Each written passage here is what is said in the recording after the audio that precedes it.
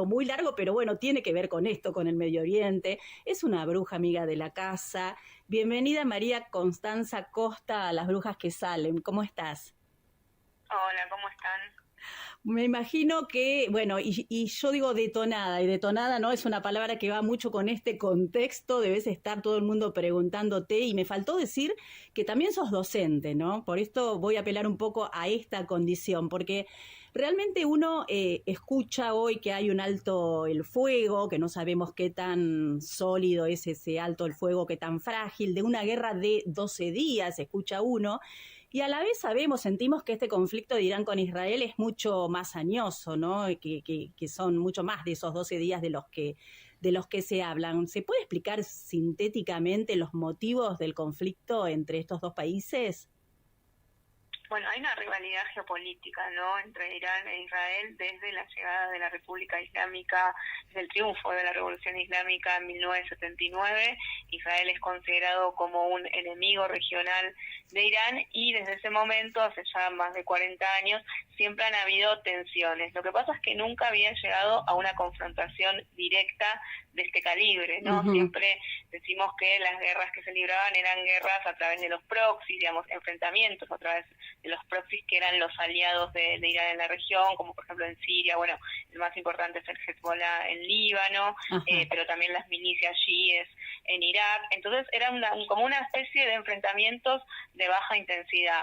Acá con el ataque de Israel hacia Irán, que se produjo, bueno, hace 12 días, como vos bien decís, es el nombre que Trump le puso a esta Uh-huh. guerra, ¿no? La guerra Uh-huh. de 12 días.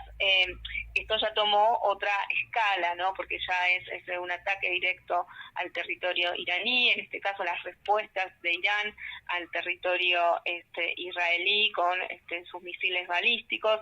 Entonces siempre se tomó, digamos, esta idea de que, bueno, de alguna manera estaba contenido el enfrentamiento hasta ahora, ¿no? Uh-huh. Hasta ahora, que es un enfrentamiento más abierto. Y está bien lo que vos señalabas, no sabemos si este alto el fuego va a ser a largo plazo o si va a ser a mediano plazo, no sabemos nada. Sabemos que es momentáneo, que es fomentado por Estados Unidos, o sea que fue Estados Unidos el que dijo, bueno, hasta acá.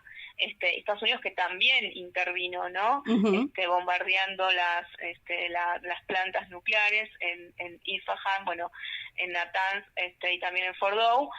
Un Estados Unidos que no se sabía si al principio iba a intervenir. Lo que quedó claro es que Trump no quería, en un principio, por lo que demostró, intervenir directamente, ¿no? Se estaba negociando un acuerdo nuclear entre Irán y Estados Unidos, o sea, había una mesa de negociación que estaba bastante avanzada, e Israel lanza este ataque antes, ¿no?, de que se cumpla el plazo para esa negociación. Entonces es un momento sí de máxima tensión, Uh-huh. sí es un capítulo diferente en estas tensiones y estos enfrentamientos entre Irán e Israel, pero no sabemos bien hacia dónde puede conducir, ¿no? Es cierto, bueno, un momento de, sí, de incertidumbre en general para, no solamente para la región, sino para todos los países, y bien lo nombrás vos a Trump, que aparece como si fuera una tercera posición, como si fuera yo estoy acá resguardando la paz mundial, pero en realidad toma posición por Israel, ¿no?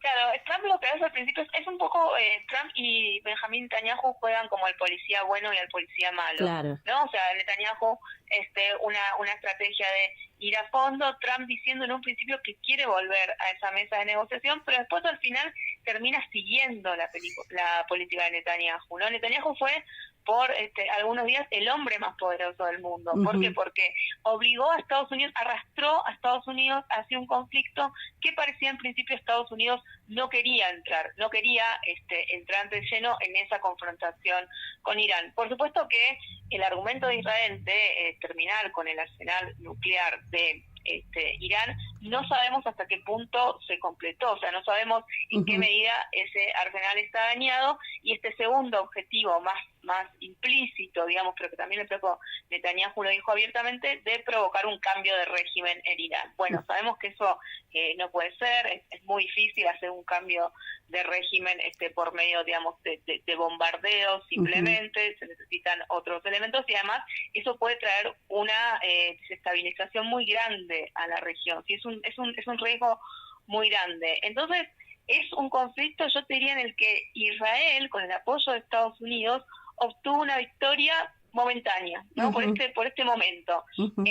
Irán sí quedó mucho más dañado en sus capacidades nucleares, pero también quedó de manifiesto que el régimen iraní está de alguna manera infiltrado, ¿no? Perforado como un queso gruyere por los servicios de inteligencia de Israel. Claro. Digo, quedó en una debilidad, o sea, quién ganó, quién perdió, es difícil de decir, pero sí está claro que hay un actor que está mucho más débil antes de que se produjeran estos ataques, y ese actor es Irán. Entonces ahora hay que ver, ¿no?, en Estados Unidos cómo vuelve a convocar esa mesa de negociación, porque Trump dijo que quiere volver a negociar con Irán, pero supuestamente va a ser una negociación mucho más dura, donde los iraníes van a tener que ceder mucho más, incluso hasta ceder completamente su programa nuclear, ¿no? Claro. No sabemos bien si va a poder avanzar una vía más diplomática, o si, bueno, finalmente vamos a una idea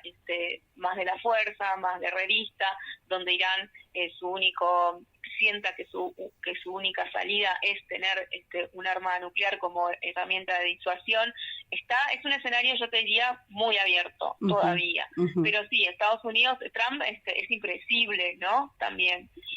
Pero por el momento viene respaldando las políticas de Israel sin ningún tipo de objeciones, ¿no? Por más que Trump tiene una relación tensa con Netanyahu, no está del todo de acuerdo en la política que Netanyahu está llevando adelante con la masacre de Gaza, se ha manifestado en ese sentido incluso desde la campaña, pero bueno, por el momento respalda a Israel, ¿no? Perfecto, te entendimos bastante a lo que es este conflicto, que sin duda que es bastante complejo. Yo lo que te quería preguntar, porque vos también sos politóloga y me interesa tu opinión al respecto, en general Argentina se ha manifestado a través de los años en los distintos conflictos de una forma neutral. Sin embargo, en este caso tenemos a un presidente que continuamente se está posicionando, él está declarándose totalmente alineado a Israel y a Estados Unidos, ya sea en el contexto del conflicto Israel-Irán como el conflicto de Israel-Gaza. Y hay dentro de lo que es el escenario político ciertas posiciones como que incluso lo quieren llevar a un juicio político por haberse definido ese posicionamiento, cuando en definitiva debería haberlo consultado al Congreso. ¿Vos cómo ves esta posición de Milei, de Petri, de muchos funcionarios de él, de tomar partido? ¿Eso nos favorece, no nos favorece? ¿Es conveniente desde el punto de vista de las relaciones internacionales? No, lo que rige siempre la política argentina en relación a estos conflictos es la neutralidad, ¿no? Claro. O sea, no es involucrarse directamente a favor de uno de los dos bandos, por decirlo de otra manera. Alineamiento que tiene Milei muy muy estrecho con el gobierno israelí, también con Estados Unidos, pero vos fíjate que en este caso ni siquiera sigue la línea de Trump, que fue en un primer momento mantenerse más al margen del conflicto. Milei directamente ya se posicionó, como diríamos, más papista que el Papa. Sí, es cierto. Entonces a mí me parece que por supuesto yo no estoy de acuerdo con ese posicionamiento tan directo, porque además es como el único país en el mundo que se posiciona tan, ni siquiera los países europeos están haciendo ese seguidismo de la política israelí, ¿no? Pero creo que es también el estilo de esta gestión, el estilo del presidente de ser un poco desmesurado, ¿no? En sus movimientos, pero bueno, su alineamiento con Israel, aparte él lo dice todo el tiempo, no tiene fisuras, no tiene fisuras. Hay que ver después en las implicancias prácticas que es a lo que eso lleva, digamos. Tampoco es que no sé si él ha declarado, porque la verdad que no seguí mucho sus declaraciones estos días, algo más, ¿no? Como diciendo, bueno, vamos a enviar, no sé, ayuda de algún tipo, militar, o vamos a firmar un nuevo convenio. Me parece que también son, más que nada, declaraciones retóricas, pero bueno, que impactan, ¿no? Porque posicionan al país en un conflicto muy difícil y repito esto, donde la mayoría de los países desarrollados, los países incluso europeos, que pueden tener más interés en sostener a Israel, se mantienen con cierta neutralidad, ¿no? Vimos el caso también de Francia, de Emmanuel Macron, que criticó, ¿no? Este tipo de intervención, porque bueno, esta suerte de guerra preventiva, ¿no? Como lo definió Israel, tampoco está amparada por los organismos internacionales, no es que esto pasó por el Consejo de Naciones Unidas, es simplemente un ataque unilateral de una nación contra otra, ¿no? Entonces, me parece que hay que ser más cuidadoso en cuanto a estos posicionamientos tan tajantes, y sin duda no hay que perder la tradición de neutralidad que tiene la Argentina, ¿no? Eso es claro. Sí, totalmente de acuerdo. Bueno, estamos hablando con María Constanza Costa, ella es politóloga, ella es especialista en temas internacionales, y te quería consultar sobre otro tema que está relacionado, porque está relacionado con Israel, con Gaza. Leí una nota de hace unos días, de hace unas horas, en Tiempo Argentino, de Andrés Gaudín, hablando del genocidio palestino y de la puesta en marcha de una guerra de la sed. Esta nueva fase que se está ejecutando por parte de Israel, tratando de contaminar, atacando las plantas y las redes de distribución de agua de Gaza, que están, dicen, un 95% atacadas, y ya ahora la guerra ya no es con proyectiles, sino haciendo morir de sed a estas personas o provocando un desastre epidemiológico a causa de eso.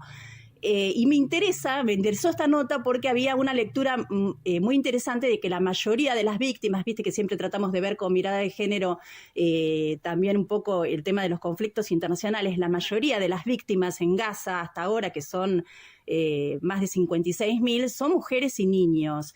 ¿Qué sabés de la situación en Gaza hoy en día? Bueno, la situación, a ver, todo lo que vos describís, Gaby, son crímenes de guerra, ¿no? Sí. Eso nos tiene que quedar claro.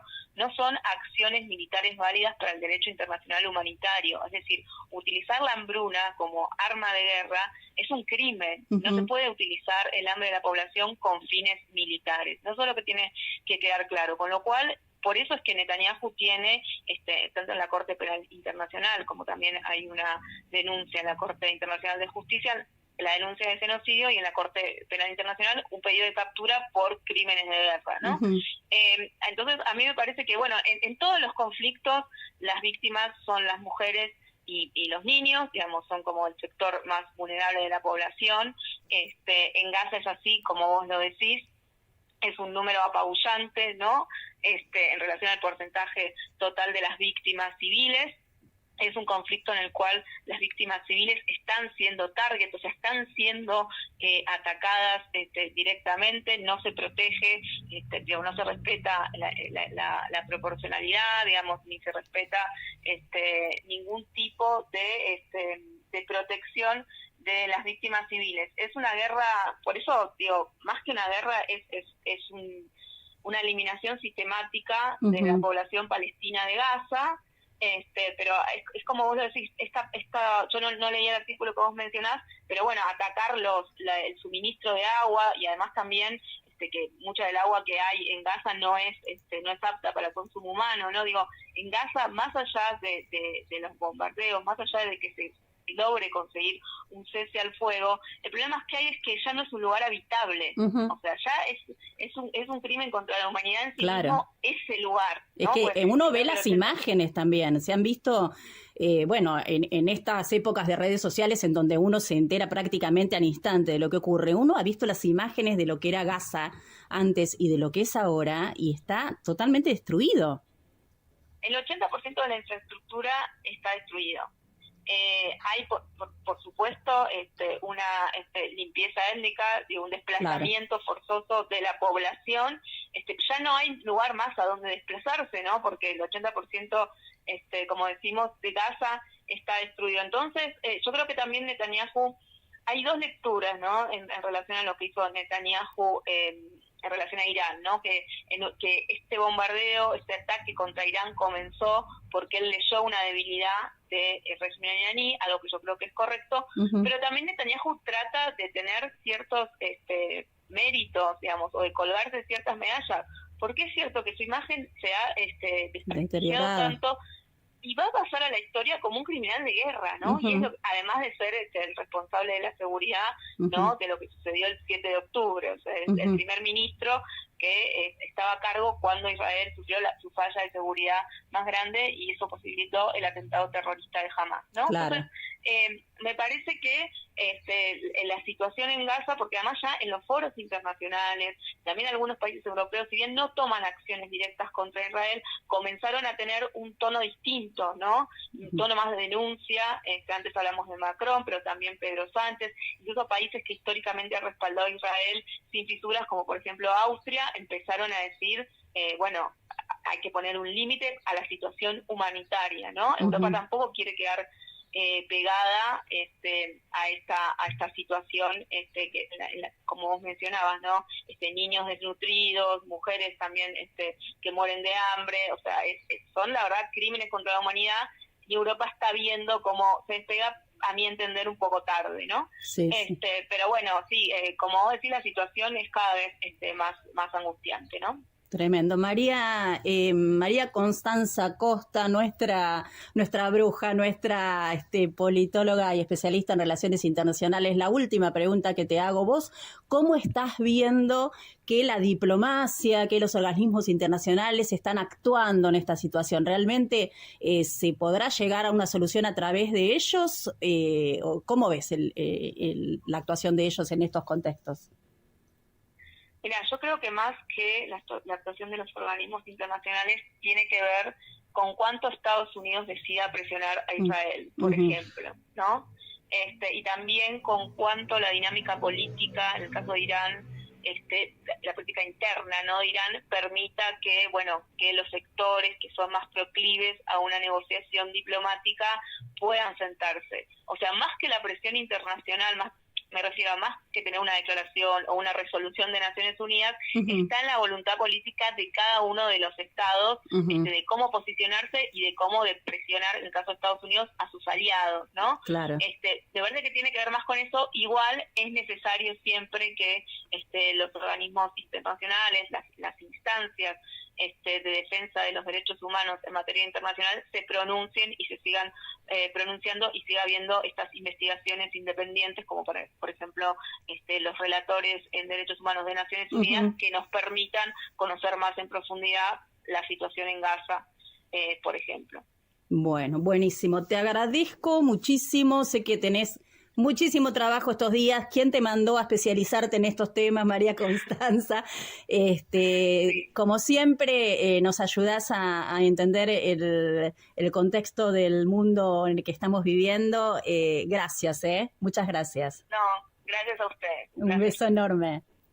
Bueno, era María Constanza Costa, nuestra columnista especializada en temas de Medio Oriente, ayudándonos a tratar de entender este alto el fuego que, bueno, como nos dijo un poco ella también, veremos qué tan sólido o qué tan frágil es.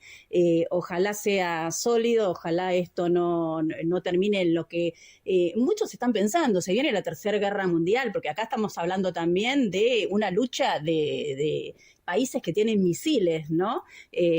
Así que bueno, este es nuestro aporte desde acá, desde Brujas, para tratar de entender un poquitito más de este tema.